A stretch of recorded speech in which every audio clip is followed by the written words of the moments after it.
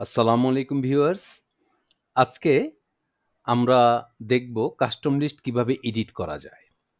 গত একটি টিউটোরিয়ালে আমরা দেখেছিলাম কিভাবে কাস্টম লিস্ট ক্রিয়েট করা যায়। After create the custom list সেটাকে যখন এডিট করতে হয়, তখন এটা কিভাবে করতে হয়? যদি কোনো ডেটা আমার ইরেজ করতে হয় তাহলে কিভাবে করব? যদি ডেটার মধ্যে কোনো কিছু অ্যাড করতে হয়, নতুন ডেটা যদি অ্যাড করতে হয় তাহলে সেটা কিভাবে করব? ইভেন কোনো ডেটা যদি আমার বাদ দিয়ে দিতে হয় আরেকটা ডাটা ইনপুট করে ওই ডাটা যেখানে আছে সেটার উপর তাহলে এটা কিভাবে করতে হয়। আমরা গত টিউটোরিয়ালে যেই কাস্টম লিস্ট ক্রিয়েট করেছিলাম সেটার ফার্স্ট নেম ছিল আজিম। আমি যদি এটাকে ফিল হ্যান্ডেল করি তাহলে কি হবে, আমাদের যে লিস্টটা সেই লিস্টটা অটোমেটিকলি চলে আসবে। আচ্ছা, এখন আমি চাচ্ছি যে আমি এখান থেকে একটা নাম পরিবর্তন করতে, যেখানে আছে শম্পা সেখানে আমি নিতু এই নামটি দিতে চাচ্ছি। রাসেল নামটা আমি বাদ দিয়ে দিতে চাচ্ছি। ওকে। আর আকবর আর সাবিনা এই দুটা নামের মাঝখানে আমি একটা নতুন নাম দিতে চাচ্ছি, সেই নামটা হলো রাকিব। ওকে, তো চলুন ভিউয়ার্স দেখি এটি কিভাবে করতে হয়। আমি প্রথমে চলে যাব ফাইলে, সেখান থেকে অপশনসে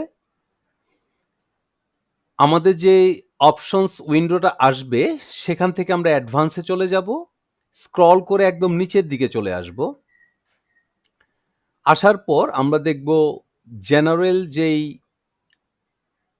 অপশনটা আছে তার মধ্যে এডিট কাস্টম লিস্ট আছে, আমরা এটাকে ক্লিক করব।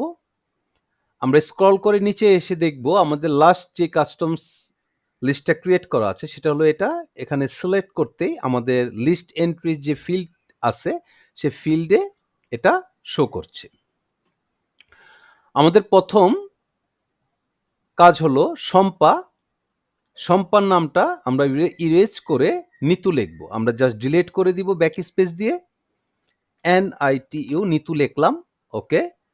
রাসেল যে নামটা আছে সেই নামটা আমরা ডিলিট করে দিব, ব্যাক স্পেস দিয়ে আমরা ডিলিট করে দিলাম। দেন আকবর আর সাবিনা এই দুইজনের নামের, আকবরের পরে রাকিব আসবে তারপর সাবিনা, আমরা একটু স্ক্রল করে নিচে নামি। আকবরের পর আমরা একটা এন্টার দিব, দিয়ে আমরা রাকিব টাইপ করব। ওকে, তাহলে কি হলো, আমরা শম্পার জায়গায় নিতুকে আনলাম,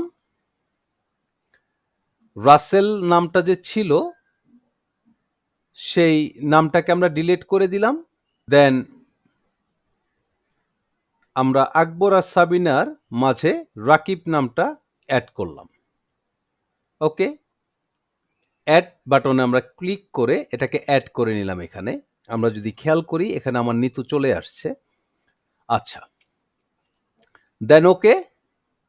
ওকে, এবার যদি দেখি আমাদের নামগুলো সঠিক আসলো কিনা, লিস্টে নামগুলো আছে কিনা, তাহলে কি করব, আজিম নামটি টাইপ করে আমরা ফিল হ্যান্ডেল করে নিচে চলে আসব। ওকে, এখন যদি দেখি আমরা শম্পার জায়গায় নিতুকে পেয়েছি, যেখানে শম্পা ছিল সেখানে আমি নিতুকে পেয়েছি।